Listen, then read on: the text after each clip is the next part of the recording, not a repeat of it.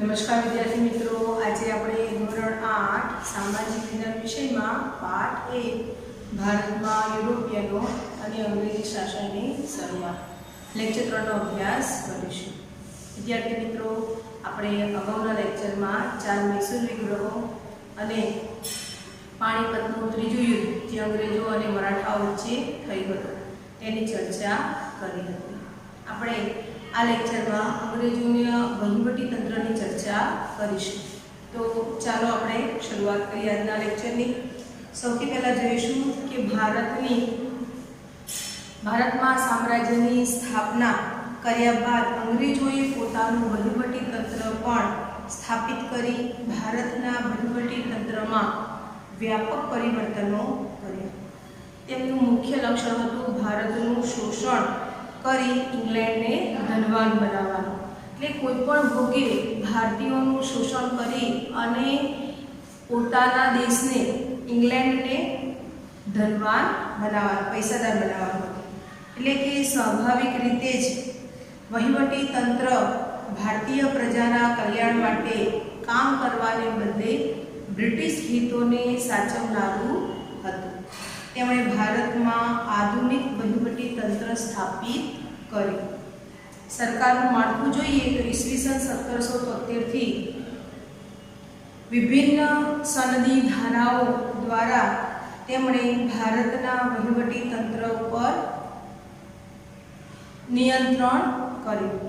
ધારા એટલે કાયદાઓ, જેમ કે સૌથી પહેલા 1773 માં આવ્યો નિયામક ધારો। આ ધારા દ્વારા ભારતમાં ગવર્નર જનરલની નિમણૂક કરવામાં આવી અને સુપ્રીમ કોર્ટની સ્થાપના કરવામાં આવી। સુપ્રીમ કોર્ટ એટલે સર્વોચ્ચ અદાલત।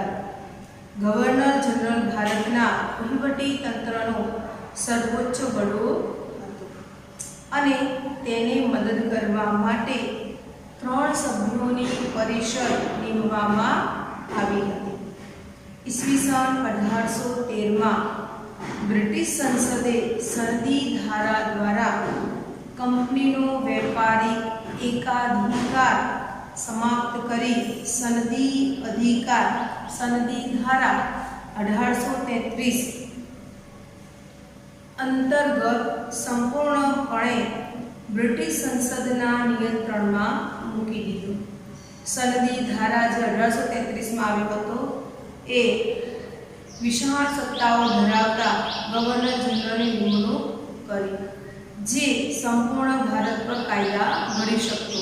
એમણે જે ગવર્નર જનરલની નિમણૂક કરી હતી એની પાસે કેવી સત્તા હતી તો તે સમગ્ર ભારત માટે કાયદાઓ બનાવી શકતો। ગવર્નર જનરલની પરિષદમાં એક કાયદા સભ્યને નીમવામાં આવે। સનદી ધારા 1853 અન્વયે એટલે કે એ ધારા મુજબ બ્રિટિશ સંસદે ઈસ્ટ ઇન્ડિયા કંપની પર પોતાનું પ્રભુત્વ વધારી તેની મોટા ભાગની સત્તાઓ પોતાની પાસે લીધી। સનદી સેવાઓ, તો સનદી સેવાઓમાં જોઈએ તો ગવર્નર જનરલ કોર્નવોલિસે ભારતમાં સનદી સેવાઓ શરૂ કરી। તેણે કંપનીના કર્મચારીઓને વેપાર કરવા પર પ્રતિબંધ મૂકી ભ્રષ્ટાચાર વિરુદ્ધ નિયંત્રણો મૂક્યા। મહેસૂલ તંત્ર અને ન્યાયતંત્રને જુદા કર્યા। કલેક્ટરને સવેતન વ્યવસ્થિત સેવાઓ સોંપવામાં આવી। એટલે કોર્નવોલિસના સમયમાં આ સનદી સેવાઓની શરૂઆત થઈ અને તેણે કંપનીના જે કર્મચારીઓ હતા એના વેપાર કરવા ઉપર પ્રતિબંધ મૂક્યો। કંપની વેપાર કરતી, કંપનીના અધિકારીઓ પણ વેપાર કરતા। આપણે અગાઉ જોયું કે બંગાળમાં અંગ્રેજોએ કંપનીને વેપાર કરવાની છૂટ લીધી હતી, તો મુક્ત વેપાર કરવાની છૂટ માત્ર કંપનીને જ હતી, પરંતુ અહીંયા અધિકારીઓ પણ મુક્ત વેપાર કરવા લાગ્યા અને આ બાબત સિરાજ ઉદ દૌલાને પસંદ ન હતી અને એટલે આ પ્લાસીનું યુદ્ધ થયું હતું। એટલે જ્યારે કોર્નવોલિસ ગવર્નર બન્યો ત્યારે એણે આ સુધારા કર્યા। મહેસૂલ તંત્ર અને ન્યાયતંત્ર આ બંનેને અલગ અલગ કરી, કારણ કે મહેસૂલ એટલે કે કર વિભાગ જુદો છે અને ન્યાયતંત્ર જુદું છે. અને કલેક્ટરની જે સેવાઓ હતી એ કોર્નવોલિસના સમયમાં આવી. કાયમી જમાબંધી નામની પદ્ધતિ પણ કોર્નવોલિસના સમયમાં આવી હતી. આ કોર્નવોલિસ એ ગવર્નર જનરલના પદ પર હતો. વેલેસ્લીએ ભારતીય સનદી સેવામાં બ્રિટનથી આવતા અધિકારીઓ માટે એક તાલીમ સંસ્થાની સ્થાપના કરી, જે કોલકાતામાં ફોર્ટ વિલિયમ કોલેજ તરીકે ઓળખાય છે. આ પહેલા મોટા ભાગની નિમણૂક ઈસ્ટ ઇન્ડિયા કંપનીના નિયામક મંડળ દ્વારા થતી હતી. ડેલહાઉસી જ્યારે ગવર્નર જનરલ બન્યો ત્યારે બ્રિટિશ સંસદે ઈસવીસન 1853માં સનદી ધારા અન્વયે સનદી સેવાઓમાં પ્રવેશ મેળવવા માટે સ્પર્ધાત્મક પરીક્ષાઓ શરૂ કરવા હિમાયત કરી. પછીથી ભારતીય પણ આવી સનદી સેવાઓ સ્પર્ધાત્મક પરીક્ષા આપી અને જોડાઈ શકે તેવા નિયમો કરવામાં આવ્યા. ઉચ્ચ પદ માટે એ વખતે આવી સનદી સ્પર્ધાત્મક પરીક્ષાઓ યોજવામાં આવતી અને તેમાં નિમણૂક પામનારને આ પદ મળતું. ત્યાર પછી ભારતીયો પણ આ સનદી સેવાઓ આપવા લાગ્યા. અંગ્રેજો એટલા કટુ હતા, એટલા ક્રૂર હતા કે આ સનદી સેવાઓ માટે ભારતીયો એમાં સામેલ ન થાય, એમાં ઉચ્ચ પદ પ્રાપ્ત ન કરે એ માટે નિયમોમાં ઘણા બધા ફેરફાર કર્યા. પહેલાં તો વયમર્યાદા માત્ર 19 વર્ષની કરવામાં આવી. પરીક્ષા આપવા માટે ફરજિયાત ઇંગ્લેન્ડમાં જવું પડતું. આવા નિયમો બનાવ્યા જેથી કરીને ભારતીયો તે પરીક્ષાઓ આપી શકે નહીં અને આવા ઉચ્ચ પદ પ્રાપ્ત કરી શકે નહીં. એ વખતે સુરેન્દ્રનાથ બેનર્જી આ સનદી સેવાની પરીક્ષા પાસ કરી હતી અને તેમને આ સનદી અધિકારીની નોકરી મળી હતી, પરંતુ તેમને ખૂબ જ માનસિક ત્રાસ આપવામાં આવતો હતો અને તેમણે આમાંથી રાજીનામું આપ્યું હતું. તો આવી રીતે ભારતીયો વિરુદ્ધ અપશબ્દ બોલી અને તેમના સાથે આવું ગેરવર્તન કરવામાં આવતું, કારણ કે તેમના દ્રષ્ટિએ ભારતીય ગુલામ હતા અને તેઓ કોઈ ઉચ્ચ પદને લાયક નથી તેવું અંગ્રેજો માનતા હતા. અંગ્રેજોએ ઈસવીસન 1850 સુધી ઉચ્ચ વહીવટી તંત્ર, નાગરિક સેવાઓ, સેના, પોલીસ અને ન્યાયતંત્ર જેવા મહત્વપૂર્ણ વિભાગો, ઉચ્ચ હોદ્દાઓ પર માત્ર અંગ્રેજોની જ નિમણૂક કરી હતી. એટલે એમાં કોઈ પણ ભારતીયને સ્થાન હતું નહીં. માત્ર સામાન્ય હોદ્દા અને ઓછા વેતનવાળી નોકરી જેમ કે ક્લાર્ક અને સૈનિકો જેવી નોકરીઓ પર ભારતીયોને નીમવામાં આવ્યા હતા.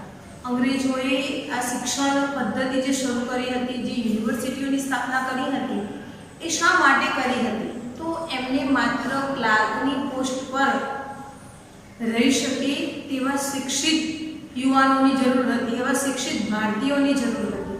એટલે એમણે અંગ્રેજી શિક્ષણની શરૂઆત કરી, જે અંગ્રેજી પ્રાદેશિક ભાષાઓનો અંગ્રેજી ભાષામાં અનુવાદ કરી શકે, કારણ કે ભારતીયો પોતાની પ્રાદેશિક ભાષાઓમાં શું વ્યવહાર કરે છે, લોકો સુધી શું વાતો જાય છે, આ બધી માહિતી મેળવવા માટે અંગ્રેજોએ આ નીતિ વાપરી હતી. એનાથી ભારતીયોને લાભ તો થયો, પરંતુ પાછળથી એનો લાભ થયો કે ભારતીયો દુનિયાથી કે વર્તમાન સમયથી પરિચિત થવા લાગ્યા, કે દુનિયામાં શું ચાલી રહ્યું છે તે એમના ધ્યાનમાં આવ્યું. પહેલાં તો તેઓ આવા શિક્ષણ વગર અથવા તો ઓછા શિક્ષણને કારણે કંઈ જાણી શકતા નહોતા. એટલે અંગ્રેજોએ ઉચ્ચ મુદ્દાઓ પર અંગ્રેજ અધિકારીઓની જ નિમણૂક કરી હતી. ઓછા પગાર અને ક્લાર્ક જેવી પોસ્ટ ઉપર ભારતીયોને સ્થાન આપ્યું હતું. લશ્કરની વાત કરીએ તો ભારતમાં બ્રિટિશ શાસન વિશિષ્ટ લશ્કરી નીતિને કારણે અસ્તિત્વમાં આવ્યું હતું. તેનું લક્ષ્ય ભારત જીતવાનું તેમજ ભારતના આંતરિક વિદ્રોહોને દબાવવાનું અને બ્રિટિશ સામ્રાજ્યનો વિકાસ કરવાનો હતો. એક તો પોતાને સત્તા જમાવવી હતી અને ભારતમાં જે આંતરિક વિદ્રોહો જે અંગ્રેજ સરકાર વિરુદ્ધમાં થાય છે એને દબાવી નાખવાનો હતો અને પોતે જ કંપનીનો વિકાસ થાય તેવા પ્રયત્નો કરવાનો હતો. તેમાં એ સફળ નીવડ્યા, કારણ કે ભારતમાં પ્રાદેશિક વહીવટી તંત્ર હતું, એટલે કે અલગ અલગ રાજાઓ હતા. ભારત નાના નાના વિભાગોમાં વહેંચાયું હતું, જેને કારણે અંદરો અંદર સત્તા લાલસા માટે ઈર્ષાને કારણે રાજાઓ અંદરો અંદર ઝઘડતા અને એનો લાભ આ અંગ્રેજોને મળ્યો, એટલે તેઓ સત્તા સ્થાપવામાં સફળ રહ્યા. આંતરિક વિદ્રોહને દબાવવામાં પણ તેઓ સફળ રહ્યા, કારણ કે આપણામાં એકતા ન હતી. એટલે કંપનીની સેનામાં અનેક ભારતીય સૈનિકો તરીકે જોડાયા. અંગ્રેજો જ માત્ર ઉચ્ચ અધિકારીઓ બની શકતા, ભારતીયો એ ઉચ્ચ પદ મેળવી શકતા નહીં. ભારતીયો લશ્કરમાં સુબેદારથી ઊંચો હોદ્દો ધરાવી શકતા નહીં. સૈનિકોને નિયમિતપણે માસિક પગાર આપવામાં આવતો. 1857 સુધી કંપનીના લશ્કરમાં કુલ 3,11,400 સૈનિકો હતા, જેમાંથી 2,65,900 ભારતીય સૈનિકો હતા. એટલે અંગ્રેજ અને ભારતીય સૈનિકોનું પ્રમાણ જોઈએ તો 1:7 હતું. એટલે ભારતીયોની સંખ્યા અંગ્રેજો કરતાં વધારે હતી અને પગારમાં પણ ભારતીયોને માસિક 3 રૂપિયા જેટલો પગાર આપવામાં આવતો, જ્યારે અંગ્રેજ સૈનિકોને માસિક 150 રૂપિયા પગાર આપવામાં આવતો. આટલો મોટો ભેદભાવ તેઓ કરતા. આપણે કલ્પના કરી શકીએ કે અંગ્રેજોએ કેટલા બધા અત્યાચાર ભારતીયો ઉપર કર્યા છે, કેટલું બધું શોષણ ભારતનું કર્યું છે. કે એક સમય 18મી સદીમાં જે સમૃદ્ધ ભારત, જે વિશ્વના લોકો ભારતમાં વેપાર કરવા માટે આવતા, લોકો વિદેશીઓ, જેમ આજે આપણે ઈચ્છીએ છીએ કે વિદેશમાં જઈને પૈસા કમાઈએ, તેમ એ સમયે લોકો ભારતમાં આવી અને પૈસા કમાતા, વેપાર કરતા અને ધનવાન બનતા. આ ભારત દેશને કંગાળ બનાવનાર કોઈ હોય તો એ છે અંગ્રેજો. કે અંગ્રેજોએ ભારતની અત્યંત દયનીય સ્થિતિ કરી નાખી, ભારતીયોનું બધી જ રીતે શોષણ કર્યું. અને આપણને સ્પષ્ટ દેખાય છે કે ભારતીયોને 3 રૂપિયા જેટલો પગાર, જ્યારે અંગ્રેજ સૈનિકોને 150 રૂપિયા જેટલો માસિક પગાર આપવામાં આવતો હતો. એક કેટલો મોટો ભેદભાવ સ્પષ્ટ રીતે દેખાઈ આવે છે. પોલીસ લશ્કર જેટલું જ મહત્વનું બ્રિટિશ પોલીસ તંત્ર હતું, જેની શરૂઆત ગવર્નર જનરલ કોર્નવોલિસે કરી હતી. પરંપરાગત ભારતીય સામંતશાહી પોલીસ ખાતાની જગ્યાએ તેમણે આધુનિક પોલીસ ખાતાની નિમણૂક કરી અથવા તો સ્થાપના કરી. જિલ્લા કક્ષાએ પોલીસ અધિકારી તરીકે જિલ્લા પોલીસ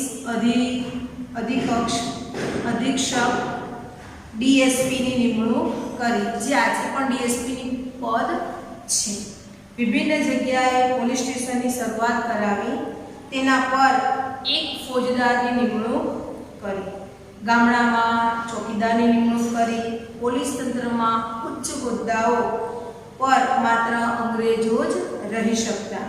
ભારતીય સિપાહીઓ માત્ર કોન્સ્ટેબલની પોસ્ટ ઉપર જ રહેતા, એનાથી ઊંચી પોસ્ટ ભારતીયોને મળતી નહીં. ન્યાયતંત્રની વાત કરીએ તો ભારતમાં ન્યાયતંત્રની શરૂઆત વોરન હેસ્ટિંગ્સના સમયમાં થઈ હતી.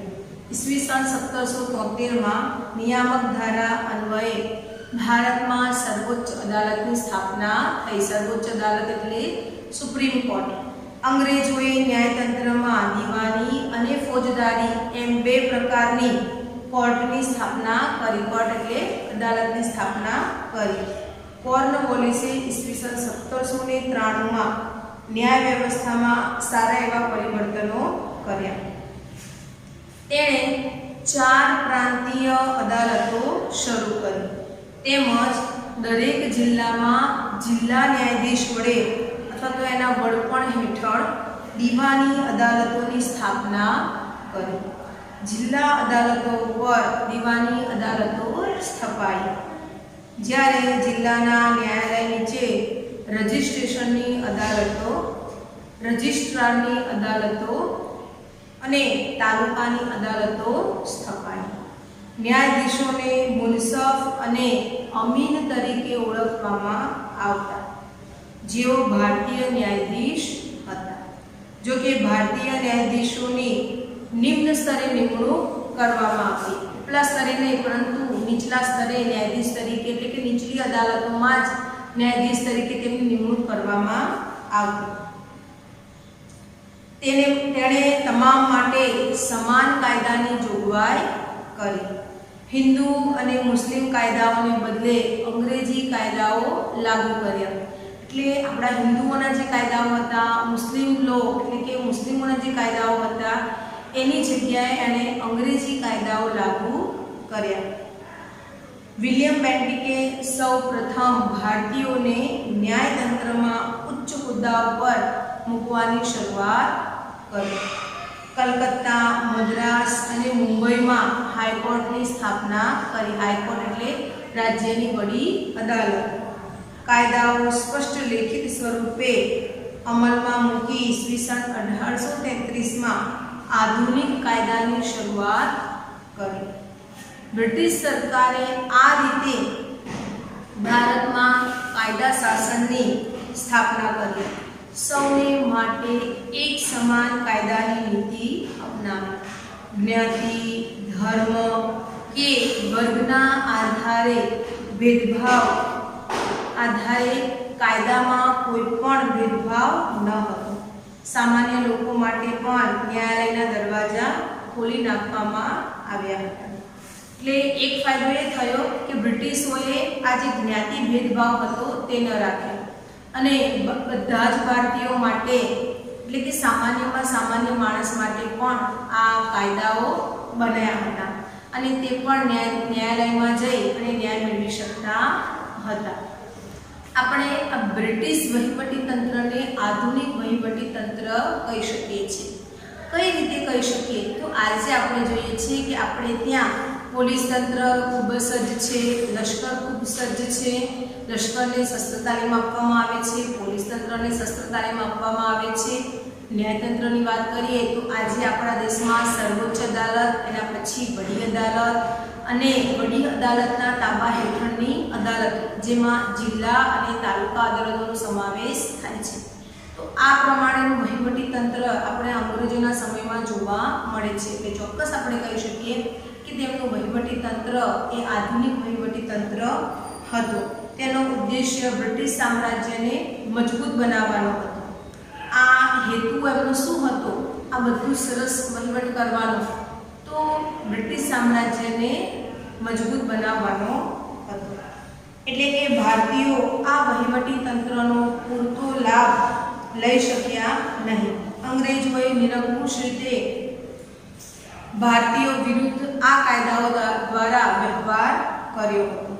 એટલે કે બ્રિટિશ શાસનથી ભારતમાં અવિશ્વાસનું વાતાવરણ ઊભું થયું કે ભારતીયોને અંગ્રેજો પર જરા પણ વિશ્વાસ ન રહ્યો. તેમણે બેફામ ભારતીયો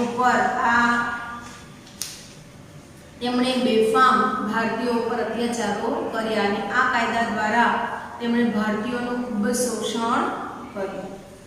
પ્રબુદ્ધ ભારતીયોએ તેનો વિરોધ પણ કર્યો.